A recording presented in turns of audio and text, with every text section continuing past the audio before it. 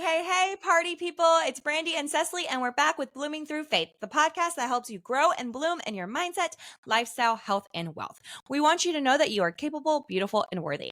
In this episode, we explore why discipline isn't just a trait, but it's a transformative mindset that propels individuals towards success and fulfillment. Join us as we unpack the secrets behind the discipline of successful people and uncover actionable strategies to cultivate discipline in our own lives. Get ready to unlock your potential and achieve greatness, one disciplined step at a time. Okay, we are so excited. Discipline is the key to success. I feel like that is quoted. Discipline is the key to success. And we're going to talk about it in a few aspects of our life. And of course, we're going to start with physical and wellness because it's us. All right. So physical, if you don't know, we're trainers. 100%. Physical discipline, it encompasses that's just like such a great word. I'm like looking at my notes. I'm like encompasses. Okay. We're not going to edit that because you guys are literally going to get the real and raw us all the time. Yeah. All right. The commitment and consistency in maintaining a healthy lifestyle, including regular exercise, proper nutrition, prioritizing overall well-being. All right. It involves cultivating habits and routines that support physical health and fitness goals. Okay.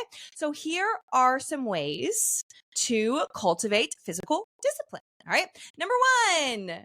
Regular exercise routine. Nobody could have guessed that. There's like no way that we were going to say that. All right. Establishing a consistent exercise regimen is a cornerstone to physical discipline. Okay, so here's the biggest deal, guys, is you got to put your workouts on the calendar. You've got to look, and ideally, you be doing the same things every single week, and that is what discipline is, and that's what routine is, right? But then also have like a backup. So for me, I'll tell you what I do. Mondays, 9 a.m., I do my F45 workout. Tuesdays, 5 a.m., I do F45. Wednesdays, hot yoga.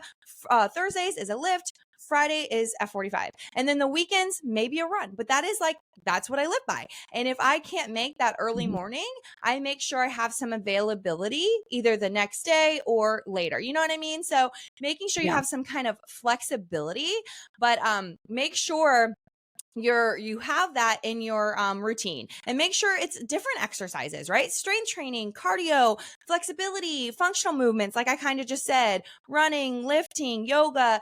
Like we talked about in our last episode, it is really important to rest, right? You don't want to overtrain. So make sure that you're also getting that rest and recovery as part of your exercise routine. All right. And make sure you're setting those specific goals. So what is your goal for exercise? Okay. Balanced nutrition.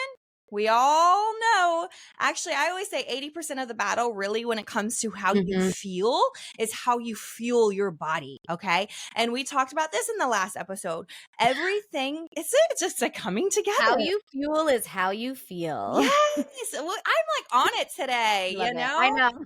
You said that, and I don't even think you realized it. I said, God, speak through me. What do you need them to hear? And he's just hitting me with these little one-liners. Okay.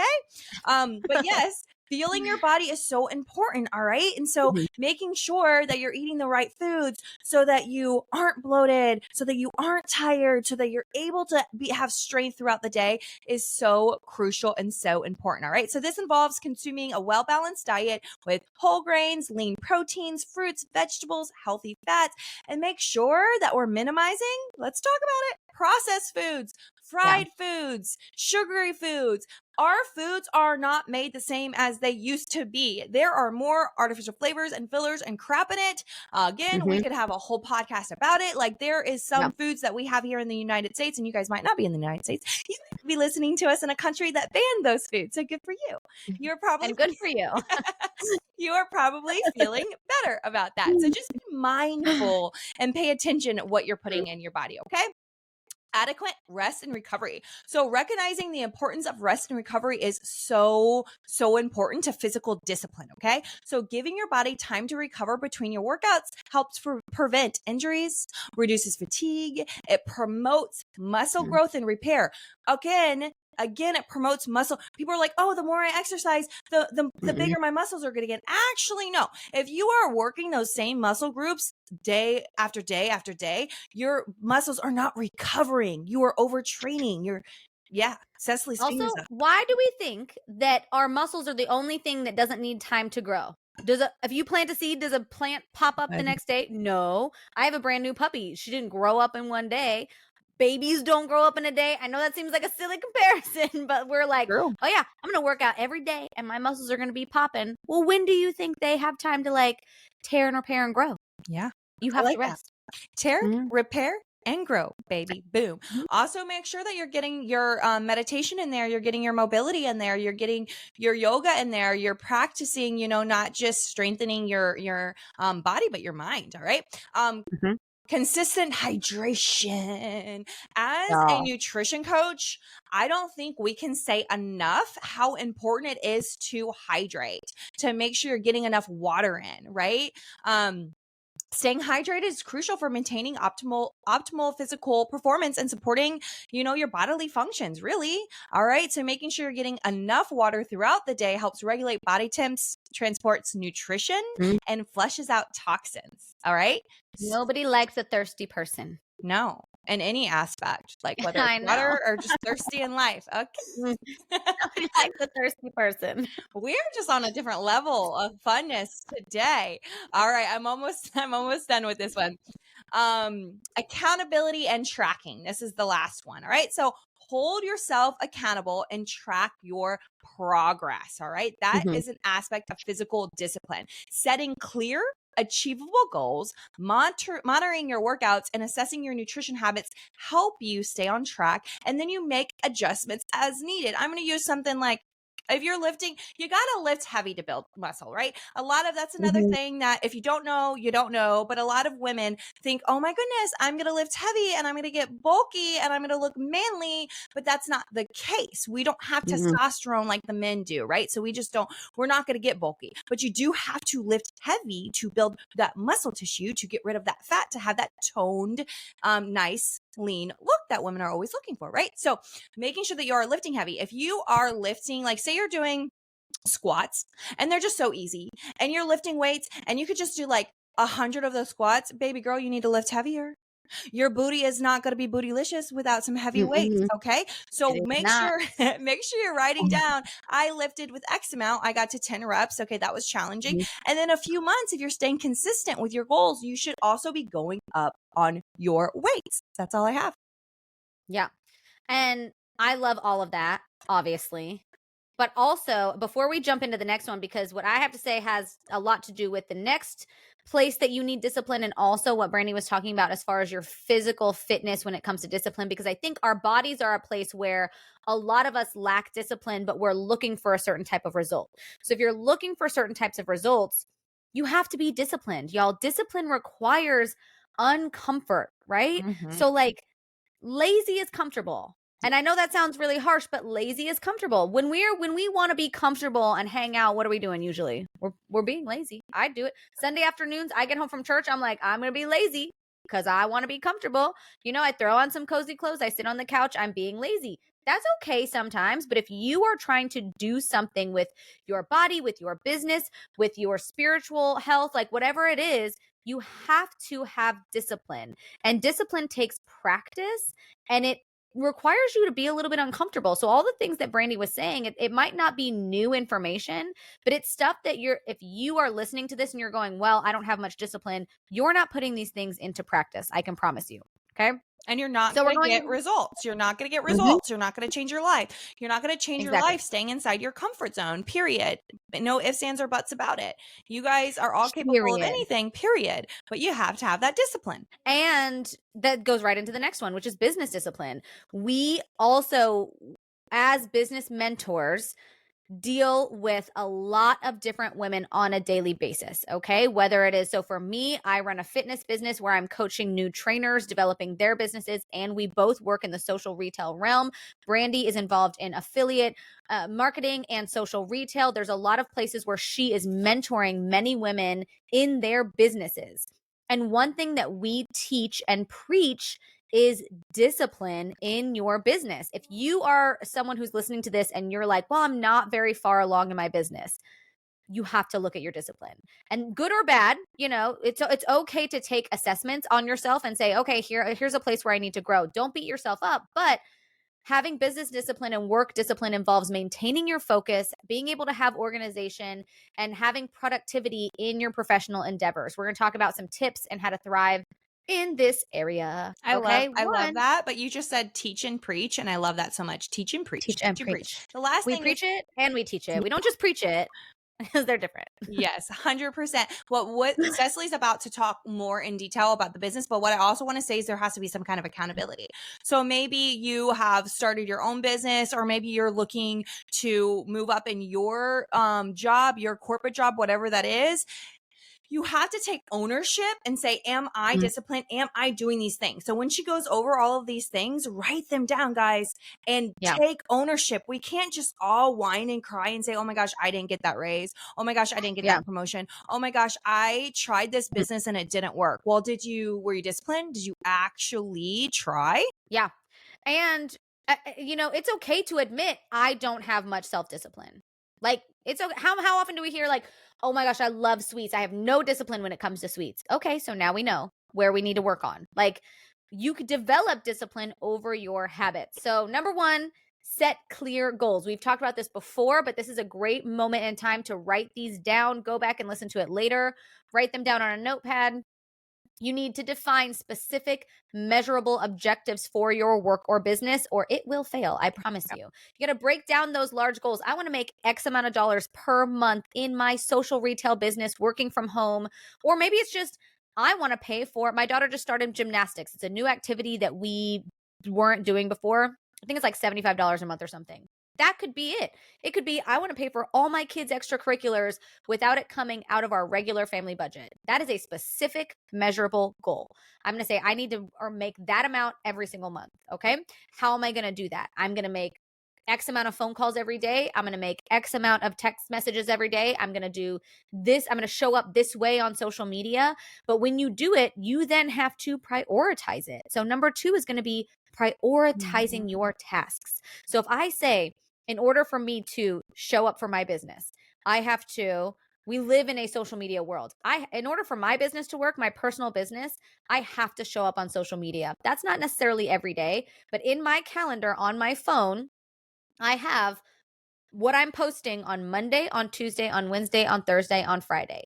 It's already in there. So I have prioritized it. It's in my calendar at 8 a.m. So I know, hey, first thing in the morning, I have to knock out these tasks because you will get distracted. It's just life. And especially if you are a work from home mom, or just a mom in general, work from an office mom. If you're a mom, all right, you get distracted because your kids take priority, right? Your child needs something, you're going to want to go to them. So if you haven't actually created specific goals and then prioritize certain tasks, you just forget about them. Or if you're a dog mom or a cat mom, like they do too, I'm like, listen, or maybe you have just a husband or a boyfriend, like they take, listen, anybody in your life takes everything from priority. you. Yeah.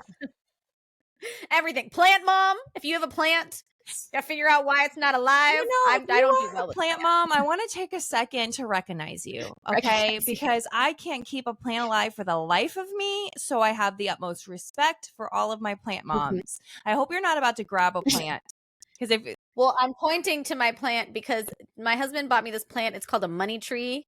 Ooh. And he said it's supposed to be good luck, and I mean, I don't believe in like feng shui, money tree. Like I was like, okay, babe, whatever. But it was a sweet gesture. No. And it's got like 3 leaves on it.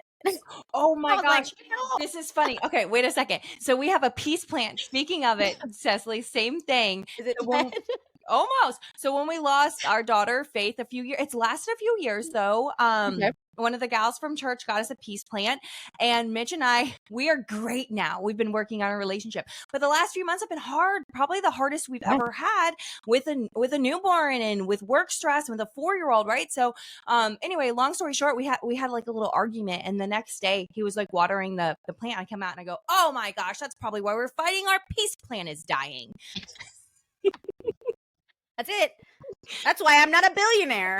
My dang money tree. It's just, I didn't believe in it. That's it. Plants are hard to take care of. Okay. Speaking of, taking good care of plants, number 3 is establish a routine. Okay. Maybe if I had an established routine of watering my plants, I'm joking, but not joking, I would probably have successful plants. Okay. You have to create a daily and weekly work routine that has designated time blocks. You have to. And I know I talk about this a lot, but I have this app on my phone. Lord knows I should be making money off this app by now. I'm going to call them and say, hey, I advertise you a lot. It's called Refocus. And my morning time is my most alert time. It's my most time when I get the best work done. And so I have this app on my phone and it blocks all social media for me while I'm doing specific things in the morning. So if I have not gotten my workout done yet, I do all of that before 7 a.m. I get my workout done. I spend time with the Lord. I read my Bible. I journal. If all that doesn't happen, I don't I don't earn my social media. I don't get to get on it yet. So you have to be able to time block that stuff off. If you have the ability to, I know a lot of us work from our phones, but if you have the ability to, even if you are in some sort of network marketing, MLM, social retail, a lot of us work online. Try to put your phone away and do as much as you can from the computer, because it's going to help you in establishing the routine of this is social time, this is work time. Because a lot of times you're just going to, if I'm posting something on Facebook, maybe it's really easy for me to just go also check my text, also scroll on Instagram, also check my email, because it's all in one spot. Okay. So make sure that you are time blocking your time.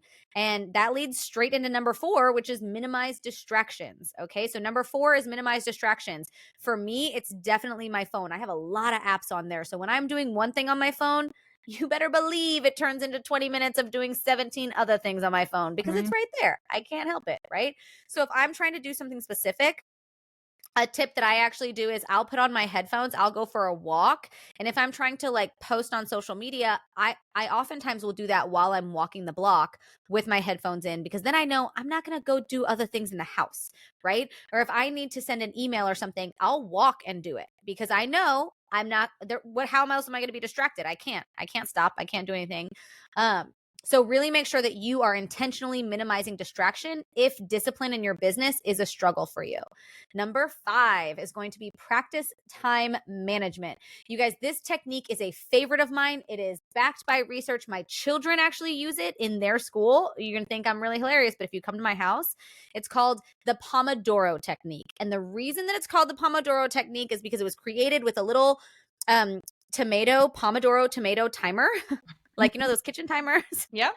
And the goal is you set it for 20 minutes where you focus on solely one task and one task only. When that Pomodoro timer goes off, you give yourself a 10-minute brain break. This is not a social media, TV, computer, on my phone break.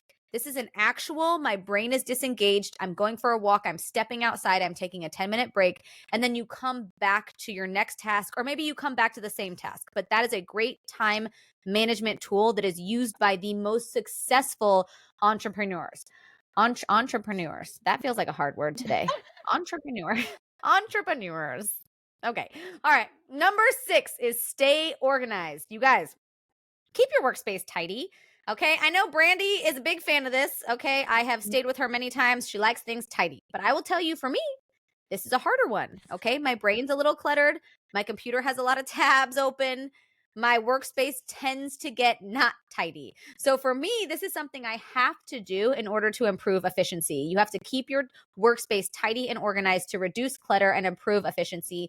There's a ton of digital tools like task management apps, calendars, project management software. You don't have to pay for them. Google Calendar will do things for you. It will organize. There's a ton of different ways to keep track of your deadlines, tasks, and priorities.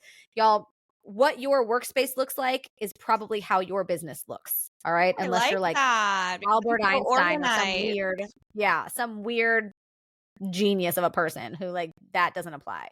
Normally, what your workspace looks like is probably how successful your business is. Okay. Number 7 is going to be set boundaries. Set your boundaries around work. Even if you work from home, if you work in an office, whatever it is, establish boundaries, specific working hours. Take your breaks. Okay. That is not selfish. Okay. It helps your brain work better. It helps your body function better. Separate your work from your personal life. Set your boundaries. In my calendar, I have do not disturb times, and it's blocked out. So my people that I work with know, even though I work from my phone, I can pick up calls. They know that on Wednesdays from like 3 p.m. on, I'm completely unavailable. It's family time. It's blacked out in my calendar. Same thing on Fridays. Same thing on Sundays when I get home from church. Do not contact me. I will not answer. All right, number 8 is seek feedback and accountability. Y'all, we talked about this when it comes to your fitness, but also most importantly, when it comes to your business, you have to be able to seek accountability in how your discipline is going. Brandi, do you want to speak on this a little bit? I know you have weekly meetings with lots of different women where your job is to help them be accountable to their business. Yeah, for sure. Just being okay to give feedback and then also receive feedback. If you have a goal, so like we've talked about before, let's say you have a goal of growing your business, you want to make $500 a month, right? With your social retail business, whatever it might be. We have those tasks. There's an accountability at the end. It's like, hey, did we hit that goal? Okay, we didn't hit that goal. Did we do X, Y, and Z? Right? And most of the time when you don't achieve those goals, it's because you did not do those actionable items to get there. And so when you have a mentor saying, hey, listen, I love you, but we're going to have this accountability and say, hey, you didn't follow up, you didn't post, you didn't talk about X, Y, and Z, you didn't show up to team mentor meetings. And that's how you grow your business. So in just a loving way, making sure that you have a mentor, or also if you are a mentor, making sure that you're okay giving feedback to others. Yeah, that's really good. Giving feedback is a really important skill to be able to have because, and I think I've said it before, but people pleasing is a selfish behavior. And a lot of times we think we can't hold people accountable because we don't want to upset them. But it's a really important thing when it comes to discipline. You can't do it all yourself. You need people holding you accountable. That brings us to number 9, you guys. Continuously learn and adapt. Stay open to learning new skills, new strategies, new technologies. If you are trying to be successful in your business and you're looking for business discipline, you have got to be willing to adapt. Be fast to change if something does not work. Don't stay stuck, y'all. Be willing to adapt and kind of change your approach based on the feedback that you receive. If someone comes to you and says, Brandi's done it with me lovingly. Like, let's just talk about that. There's been times where I have not shown up in my business and Brandi's been like, didn't you say you wanted to do this month? And I had to go, ooh, you know what? Yeah, I did. Let me change my plans next week real quick because I had no plans to work on this actually. And I have to adjust, it's fine. All right. Number 10, last one on this business side of discipline, you guys, is take care of yourself.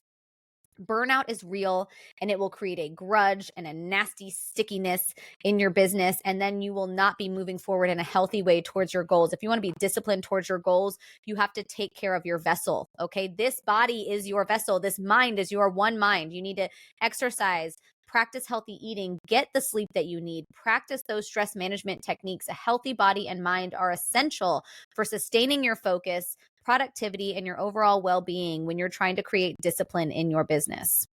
I love that so much. And you also talked about taking breaks. So many times there's like this hustle mentality of go, go, go, go, go, go, go, go, go, and not resting. And that is so detrimental to your business and to your health. Yeah.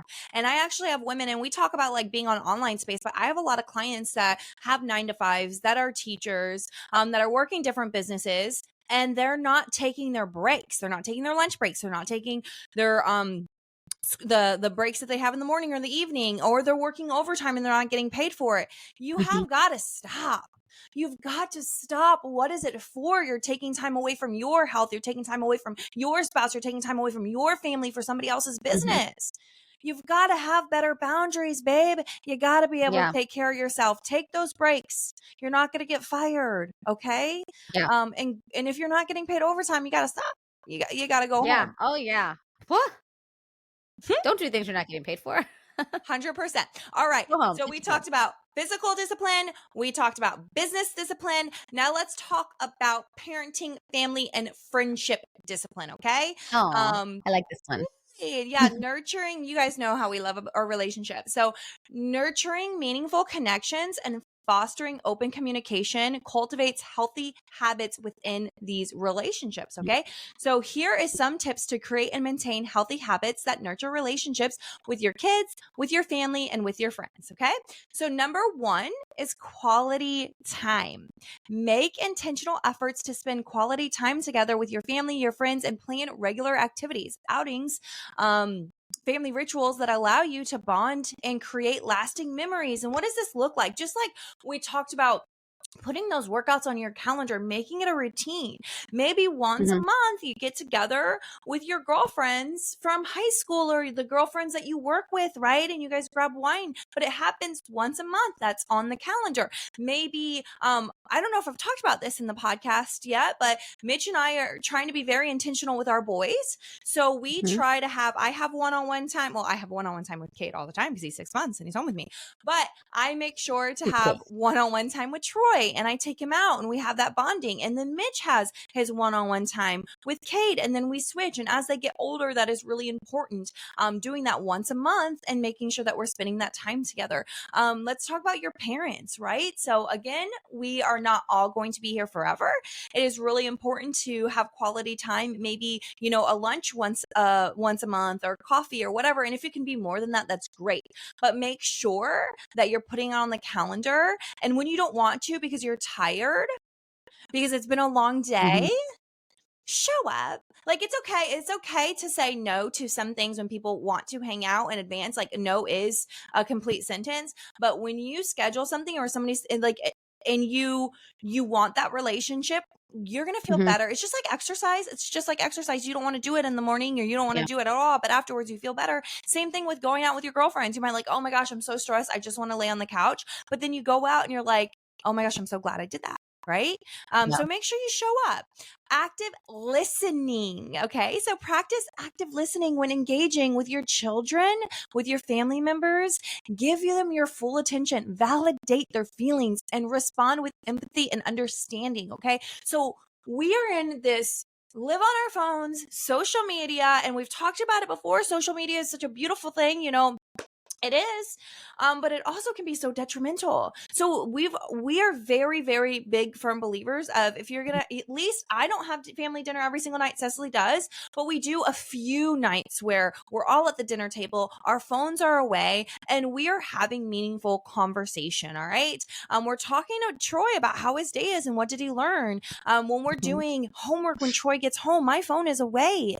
Right? If we're having movie night, I'm not literally sitting next to my husband and my kids and on my phone while having movie night. No, my phone's away. We're engaging the movie. We're talking about these things. Like when you're going out with your friends and they're talking, oh my gosh, I went out with two of my girlfriends last month. We did bingo. I'm such a bingo nerd. I love it. So it's wine and bingo. But one of my girlfriends is going through a lot. And she talked the whole time. And afterwards, she's like, I'm so sorry I talked the whole time, guys. We're like, no, you needed that, babe. Like, you needed that. And we all go through different stages in our life. And sometimes just meeting with your girlfriend is what they need to help their mindset, help their life, right? So we don't realize that. And not being on our phones when we're out with our friends is so important. So active listening. Open communication. Foster open and honest communication with your family and friends. Encourage everyone to express their thoughts, feelings, and concerns in a safe, non-judgmental environment. We can't express this enough, and I think we don't do it enough. We don't communicate with our spouses about like our feelings. I do. It drives Mitch crazy because I am a communicator. That was my degree. I'm going to tell you exactly how I'm feeling, when I'm feeling, whether you like it or not. I'm not going to hold things in because I know if I hold things in, then it's going to come out later, right? So fostering that open relationship. And then when your kids, and Cecily can talk, I actually would love Cecily to talk about this because she has 3 kids. They are older, so I'm sure she does this better. I'm just learning. But when your child is upset or something's going on, sit down, talk to them. Why? Open communication. What is going on? So how do you have communication with your kids? I would love to know and learn. Yeah. So in our house, it's really important to learn how to be emotionally mature. That's how we talk about it. And actually, we just talked about it this morning. My oldest son, my teenager, was having an issue with his brother, my middle child. And he got so mad at him and he just kind of blew up at him. And so instead of saying, whoa, you can't fight, and, just kind of cutting them off and getting them both in trouble for yelling at each other, honestly, I made them all sit down at the table and we talked about, okay, like, let's lay it out. How are you actually feeling? And I think that so many of us as parents today, we get so busy. Like there's so many different avenues that could take our attention that we forget that our most important job, and this is just as parents, like, so for me, this is where I'm coming from. It is my most important job to disciple my children to become healthy adults. healthy adults. When they grow up, nobody's going to ask them if they remember calculus or if they got an A in geography when they were in high school. You know what I mean? Like, they're not going to ask those questions, but they are going to have to grow up and go into the world and have their own relationships. And that's what we talk about. I always say, hey, if this was a friend of yours, would you talk this way? If this was your future girlfriend, I mean, I have teenagers, so this is what we talk about. Like, if this was your future girlfriend, how would you want her to speak to you? And how would you want to be able to talk to her? Would you want to be able to openly talk to them? Or would you want to feel like you can't, you know? So it's really, really important to be able to have that open communication. If nothing else, just for people to feel like they're valid just for being a human. Like, And they don't have to be a certain age to be valid. They're valid. 100%. And you want your kids to be able to come to you about things, especially as they grow into young adults. You want to be that safe place for your children so they're not hiding things from you. I know for me growing up, I was so scared of my dad. I had so much, and that's not great. But my mama was my safe space. My mama was, there was no judgment. You can come to me. There's nothing that you could do wrong, and that was great for me to have, because I went to her with everything. So I love that, Cecily. And I'll even say that takes, so we're talking about discipline, right? Mhm. So, like, being able to be that type of friend and have open communication takes discipline practice. You don't get it Mhm. right every time. Like, do you know how many times I have yelled at them about talking to each other? Like, I haven't gotten it right a lot of times, which is how I get it right sometimes, because I got disciplined in the practice of doing it a lot. Like, just like you said with your girlfriends, you may not want to go out, but it's the discipline of doing it that gets you better at it. 100%. Next one is set boundaries. Okay. So establish clear boundaries and expectations with your family and friends. And I'll just use a little example for us. When family comes over, here's the deal. Like, if you guys are coming over Friday, would love to have you. Great. But Cade's bedtime 7:30. So you got to be out by 7:30. I say that in a text message. Hey, we're celebrating a birthday and we'll host it at our house, but we need everybody out by X amount of time. Like, that's a boundary, because my boys, they need their proper routine and bedtime. And I don't feel bad about that, because that's what needs to happen, right? Show appreciation. Okay. So express gratitude and appreciation for the people in your life regularly. Acknowledge, and celebrate their achievements and affirm their value in life. Like, so often we don't do that. And that is such a big miss. Celebrate their success, reach out to them randomly, let them know that you love them, like, show appreciation. And I think so many times we feel like it's our friends, so they should, it's our mom, so they should. Well, no, they don't have to. Nobody has to do anything. Nobody has to do anything for us. So we should acknowledge when people do. Like, my dad helps out with Kate a few times a week, and it's not easy on him. He has some health issues, but I thank him every single day he leaves. And sometimes I thank him the next day. How are you feeling? Thank you so much for your help. And some people are like, oh, well, he's your father, like, he's a grandfather. That's what they want to do. Well, he doesn't have to. And so I appreciate that. And I make sure he knows how much I do appreciate it. All right. The next one is lead by example. Be a positive role model for your children, your family members, your friends. Demonstrate healthy habits and behaviors in your own relationship. Show respect, kindness, and empathy in interactions with others. So your kids are constantly watching. Okay. So make sure that you're showing them how they should have a relationship in the future. Right. So I know for me, and I'll use my mom and my stepfather as an example. I remember I'm a helpless romantic. So I remember growing up and seeing my mom and my stepdad dancing in the kitchen and hugging each other and kissing, dancing while they're cleaning the house. And so, like, I never settled. I did not get married until I had that love. My husband is that. And in case y'all don't know, yeah, I talk about Mitch all the time, but, like, our relationship is not perfect. He's my person. He's my soulmate. God made us for each other, period. And I did not settle until I had that love. And so make sure your kids see that. Make sure they understand, like Cecily said before, is, how are you complimenting your spouse? Also, they see everything. So what my husband used to do is he used to smack my butt, and then Troy would do it. And I'm like, bruh, you can't do that. Like, that is not setting a good example for our son. So that is not happening anymore, right? So pros and cons to that. Make sure you're leading by example. And even with your family members and getting together and how you guys act together, make sure you're leading by example. let's go to celebrate milestones. So celebrate milestones, achievements, birthdays, occasions together, create traditions and rituals to honor these moments and strengthen your bond. So I can say that I'm incredibly blessed with our family and the group of friends that we have. So we will do different races together, of course, like engagement parties, celebrations for promotions, birthdays, like everything. I love to celebrate, like it's my favorite thing in the world. And we You do. yes, and we talked about mentorship. I love celebrating women and doing shout outs. That's one of my favorite things too. So make sure you guys are taking time to do that. And then the last thing is going to be prioritize self-care. Okay, so take care of your physical, emotional, and mental health. Be present and supportive for your relationships, okay? Prioritize self-care practices that recharge your energy and enhance your well-being. So as women, and we say this all of the time, we always take care of other people before we take care of ourselves, right? We have got to fill our cup so that we can show up and be the best versions of ourselves for other people. And we get it. We get it. It's easier said than done, but we're starting with the discipline now. It's not going to happen overnight. And it is not selfish, babes. It is not selfish to get a pedicure. It is not selfish to get a massage. It is not selfish to work out.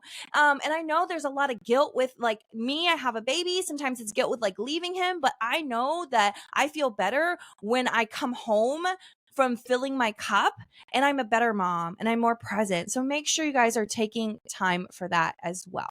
Yeah. You can't pour from an empty cup. Yeah. So when your cup's empty, it doesn't work. All right. I love all of that. I especially love what you were saying about smacking your bottom.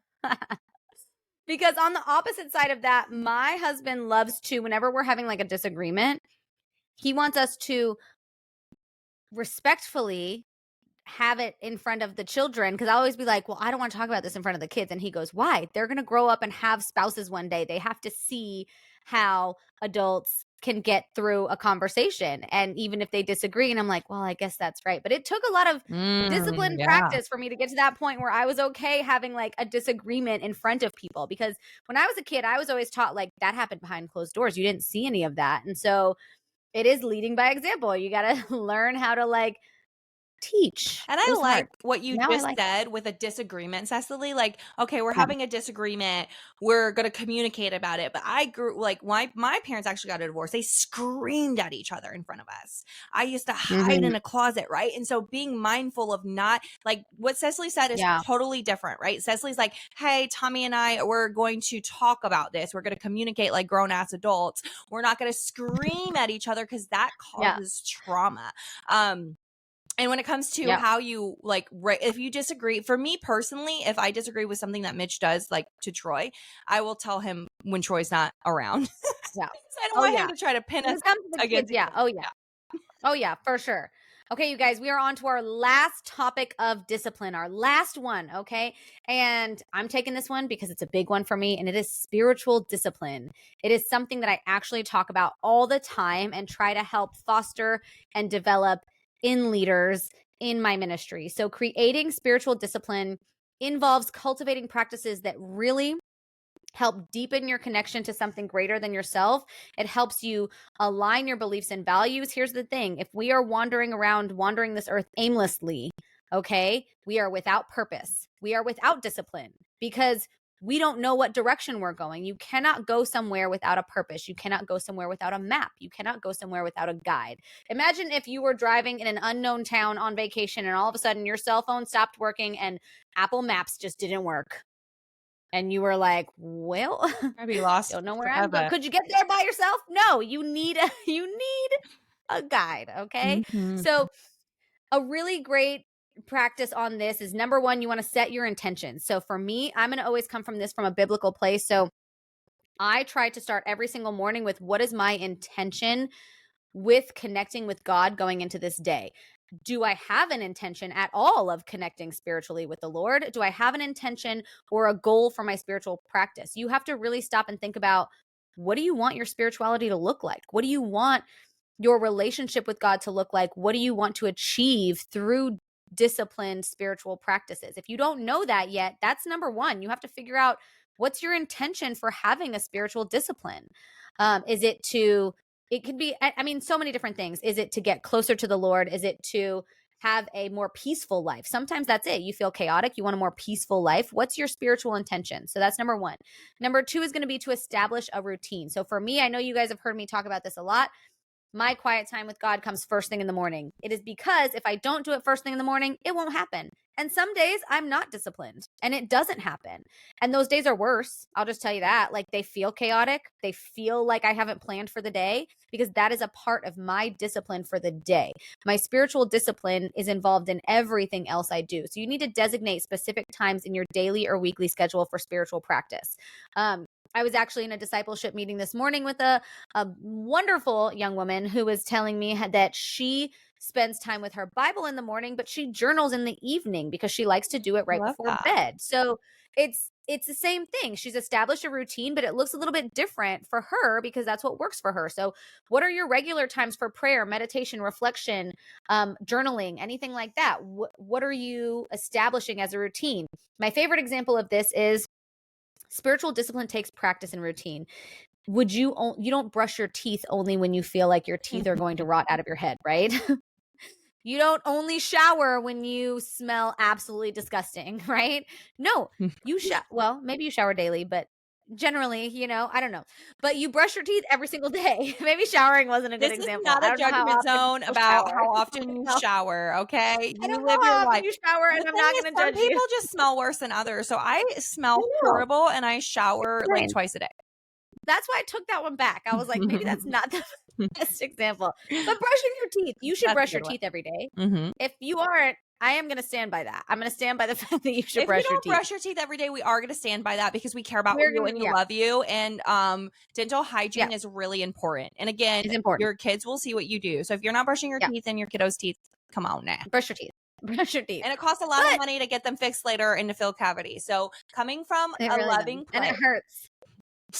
It hurts to have to. But like, that's the thing. You don't, like, when your teeth start hurting, you're not like, I should brush my teeth. All right. When we're going through trials and tribulations and hard days, that's not where we're like, I should pick up a Bible. I should practice some meditation. No, it takes discipline. You have to do it every day, because here's what I see it as: my spiritual discipline helps my discipline in everything else in my life. And so when I'm reading my Bible, when I'm practicing discipline in my spiritual life, I am armed with the things that are going to help me. I'm armed with a weapon, basically, that's going to help take out anything that's trying to take me out during the day. There's things coming at me during my week. My spiritual discipline is what is going to help me with those things. I can't just pick it up when I need it. I have to be able to have it in my back pocket as a tool. If you're somebody that struggles with anxiety and depression, I've walked that road, my friend. If you are not actively practicing mindful things like prayer, meditation, mindfulness, journaling, things like that, you're not going to just get to pick it up when you're having an anxiety attack. You can't just pick it up when you're having a panic attack. You have to be disciplined in the practice of it. So that's number 2, establish a routine. Number 3 is choose meaningful practices. Don't just wake up and say, I'm going to set an intention to really focus on my spiritual discipline, and then just kind of maybe say a quick prayer. You have to really decide what resonates with you, what works with you. For example, the girl I talked to, she journals in the evening and she prays in the morning and reads her Bible. That works for her. That's something that is a spiritual practice that she's been able to establish that makes a difference in her life. For me, it has to be in the morning, or if I'm doing it in the middle of the day or in the evening, it doesn't really resonate with me as much. I'm not as good at it. So you have to choose practices that are nourishing your soul and bringing you that sense of peace and connection. You want to feel connected to the Lord. If you're doing it in a certain way and that's not working, change it. Number 4 is start small. You guys, begin with small, manageable practices. You have no idea how many people I talk to, and like, they've never. So again, for me, I'm coming from a biblical place. That's not where you're coming from. That's absolutely okay.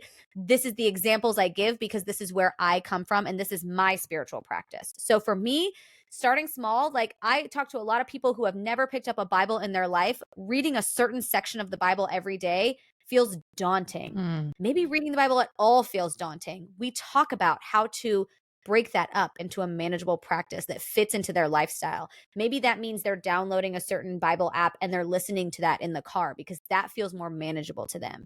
You can start with just a few minutes of meditation and prayer each day. You can gradually increase it as it becomes more comfortable. Your quiet time, I try to spend a lot of time in quiet so that I can be listening to what I believe the Lord is telling me for my day. That was really hard at first. If y'all haven't noticed, I talk a lot. Quiet time is very hard. Okay. First time I did it, it was like 2 minutes. Then we got 5 minutes. Now we're working our way towards longer time, but it was hard. Okay. So, number 5 is stay present. Y'all, when you're practicing mindfulness and during your spiritual activities, you have to stay present. Let go of distractions. Just like I was talking about with your business discipline, you have to do this in a specific place. You have to get away from your normal surroundings so that you can really stay present in your mindfulness. That itself takes discipline. Put yourself in the practice of discipline when it comes to being able to stay present. Okay, number 6 is reflect and journal. Take the time to reflect on your spiritual experiences. So this is why I love journaling. Brandi loves journaling. We talk about this a lot. It's such a powerful tool for processing your thoughts. So if you're starting on a new spiritual journey, say for example, you're starting to try and wake up earlier so that you can read your Bible, start some meditation, practice prayer, write down how it's going. List it out, write down how you're journaling, how you're praying. I can say words. Praying. Write down how your prayer is going because you're going to notice 6 months from now, when you look back at that, you're going to see spiritual growth. It's hard to see the growth in your discipline every single day, but you'll see it over time. Y'all, number 7, seek community. Connect with like-minded individuals who share your spiritual beliefs and practice. I just talked about it. I had discipleship with a woman this morning. We talked about how her spiritual walk is going. That's one of my questions. And with anybody I disciple, that's my first question. How's your quiet time going? Because I want to know. I can provide support, inspiration, accountability. Number 8 is continue learning. So cultivate a spirit of curiosity. Be open to learning. Explore different spiritual teachings, traditions. Ask other people what they're doing. Y'all attend retreats, seminars, workshops. Continue to be deepening your understanding and expanding your perspective always. You guys, number 9 is practice gratitude. When you are trying to deepen your spiritual relationship, you've got to cultivate an attitude of gratitude because let me tell you something, the enemy is a liar. And the first thing he's going to come for is your mindset. He's going to try and break it down. He's going to try and make you question everything you're thinking, question all of your growth. Imposter syndrome is what we like to call that, right? You're going to believe you're not good enough. You can't do this. You're not worthy. All these different crazy thoughts are going to come in your head. You have to stop and acknowledge and appreciate the blessings, beauty, and abundance in your life, no matter how small. All right. And number 10, last one here is trust the process. Remember that developing and deepening your spiritual discipline is a journey. It's not a destination. You're going to take one foot in front of the other, and it's going to be really hard sometimes. And you have to be patient and compassionate with yourself as you navigate through this new spiritual path and know and trust that God has got a big purpose and plan for you and wants to talk to you. And each step you take is getting you closer to a deeper connection. I love all of that so much. All right, Grow Girls. I know this was one of our longer episodes. I would totally go back, listen, take notes. If you were driving, there are so many nuggets that we left you with because discipline is the key to success. And we are here to help you grow and glow. Okay. We want to leave you with this reminder. Developing discipline is not about perfection. It's about progress. Remember to be patient with yourself along this journey. Keep practicing these strategies consistently, and over time, you'll find yourself becoming more focused, motivated, disciplined in all areas of your life. Embrace the process, celebrate your growth, and keep striving towards your goals. And remember, you're worthy, you're capable, you're beautiful, and we can't wait to watch you grow, girl.